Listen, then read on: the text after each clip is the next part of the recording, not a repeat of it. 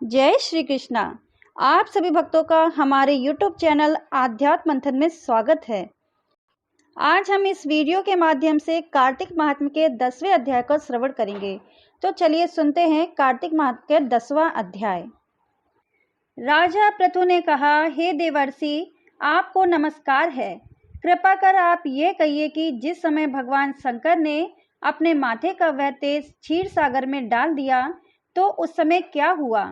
नारद जी ने कहा, हे राजन, जब भगवान शंकर ने अपना तेज क्षीर सागर में डाल दिया तो उस समय वह शीघ्र ही बालक होकर गंगा सागर के संगम पर बैठकर संसार को भय देने वाला रुदन करने लगे।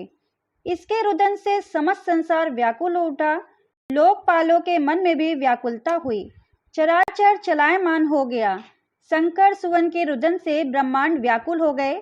समस्त देवता और ऋषि मुनि व्याकुल होकर लोक पितामह श्री ब्रह्मा जी की शरण में गए।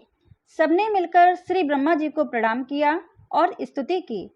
फिर कहा कि हे पितामह, यह तो बड़ा भयंकर समय उपस्थित हुआ है। हे महायोगिनी, इसका नाश कीजिए। तब देवताओं की ऐसी बात सुनकर श्री ब्रह्मा जी सत्यलोक से उतरकर उस बालक को देखने के लिए समुद्र तट पर आए। समुद्र ने ब्रह्मा जी को आता देखकर प्रणाम किया और बालक को उठाकर उनकी गोद में दे दिया। तब विस्मित होकर श्री ब्रह्मा जी ने पूछा, हे सागर, तुम शीघ्र कहो कि यह बालक किसका है?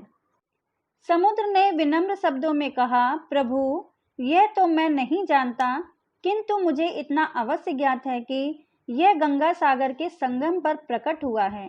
अतएव हे जगतगुरु, आप इस बालक का जात कर्म आदि संस्कार कीजिए। इसका जातक फल बताइए। नारद जी कहते हैं कि इधर तो सागर ब्रह्मा जी के गले में हाथ डालकर बार बार उनका आकर्षण कर रहा था। फिर तो उसने ब्रह्मा जी का गला इस जोर से पकड़ा कि उससे पीड़ित हो ब्रह्मा जी के नेत्रों से आंसू टपकने लगे। किसी प्रकार से ब्रह्मा जी ने अपने दोनों हाथों का जोर लगाकर अपना गला छुड़ाया और सागर से कहा, हे सागर, सुनो, मैं तुम्हारे पुत्र का जातक फल कहता हूँ। मेरे नेत्रों से जो यह जल निकला है, इस कारण इसका नाम जलंधर होगा।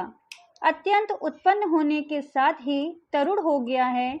इससे यह सब शास्त्रों का परगामी, महापराक्रमी, महावीर, जवान, महान योद्धा और रण दुर्मुद होगा। यह बालक सभी दैत्यों का अधिपति और भगवान विष्णु को जीतने वाला होगा तथा यह कहीं भी न हारेगा। एक भगवान शंकर को छोड़कर यह सबसे अवध्य होगा। जहाँ से उत्पन्न हुआ है फिर वहीं जाएगा। इसकी स्त्री बड़ी पतिव्रता, सौभाग्यशालिनी, सर्वांग सुंदरी और परम मनोहर तथा शीलवान होगी। नारद जी कहते हैं, हे राजन, सागर से ऐसा कहकर ब्रह्मा जी ने शुक्राचार्य को बुलाकर उनके हाथों से बालक का राज्य अभिषेक कराया और अंतर्ध्यान हो गए। फिर तो बालक को देखकर सागर बड़ा ही प्रसन्न हुआ और घर आ गया। कितने ही उपाय से उसका पालन कर उसको पुष्ट किया। फिर काल नेम नामक असुर को बुलाकर उसका वृंदा नाम की कन्या से साविधि विवाह करवा दिया। उस विवाह में बड़ा उत्सव हुआ। श्री शुक्राचार्य के प्रभाव से स्त्री सहित जलंधर दैत्यों पर राज्य करने लगा। इसके आगे का वृतांत हम 11वें अध्याय में सुनेंगे। यदि आपको ये वीडियो पसंद आई हो तो प्लीज़ हमारे चैनल को लाइक करिए, सब्सक्राइब करिए और शेयर करिए। आप सभी भक्त लोग कथा सुनने के बाद कमेंट बॉक्स में जय श्री कृष्णा जरूर लिखा करें। धन्यवाद भक्तों।